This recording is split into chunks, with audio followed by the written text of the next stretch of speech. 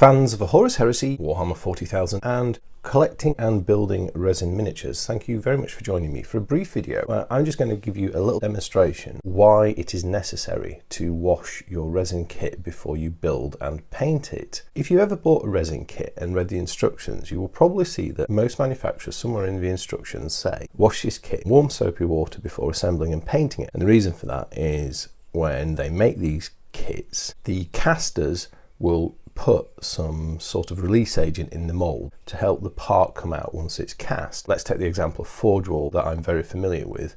They use water-soluble alcohol gel. There are other types and there are certain types of release agent that aren't water-soluble, but let's just stick with that because that's what most of the stuff I do is. I've just finished washing my Terax pattern termite assault drill, which Forge Wall put on general release a couple of days ago. Just to remind ourselves, here is my favourite piece of it, the front end of the boring drill, or as I now call it, Yoshimitsu's hat, or Raiden's hat if you prefer. So this is now clean, it's lovely and dry and smooth, and there's no oiliness to it, or stickiness. That's just what we want.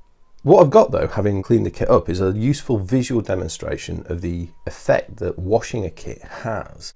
Having finished cleaning this kit up, I've got a useful visual demonstration just to show why you would want to wash your kit and just prove if you're perhaps in any doubt or if you're uncertain as to why wash your kit as to the effect. And the reason to show this is it takes time. You might let a kit soak 24 hours after washing it, and then you have to wash it and rinse it and all that, so it's a bit of extra work involved. I thought I'd show you this all because it's quite interesting. So we're going to do this kitchen science style.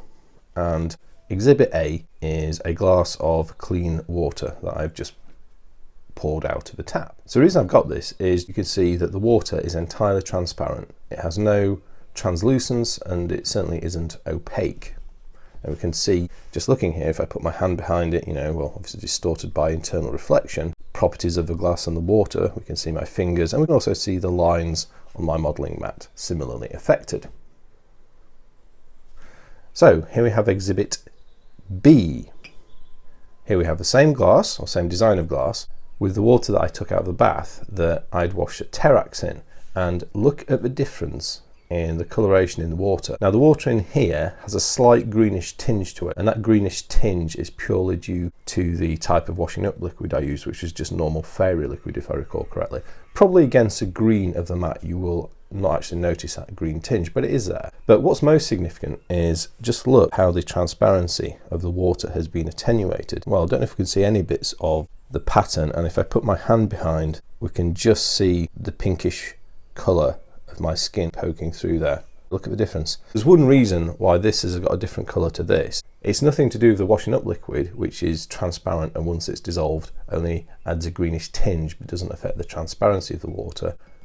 The reduction in the translucency is due to the release agent that has become dissolved in the water through the action of the detergent on the parts. There you have it, a very clear visual demonstration of why it's worth washing the parts of your resin kits before you assemble them, because even if they don't look it, Termite Assault Drill kit was a great one as an example, because when I got it out of the pack I said it felt very dry and it didn't have lots of release agent on it. Even having washed it in quite a big tub of water, left it to soak for 36 hours, we can see all the gunk that the detergent has removed from those parts. There you go, that's the end of this episode of Leaky Cheese's Kitchen Science. Hope you've enjoyed that and found it interesting. Please share your thoughts and observations in the comments as always, I'll be very interested to hear.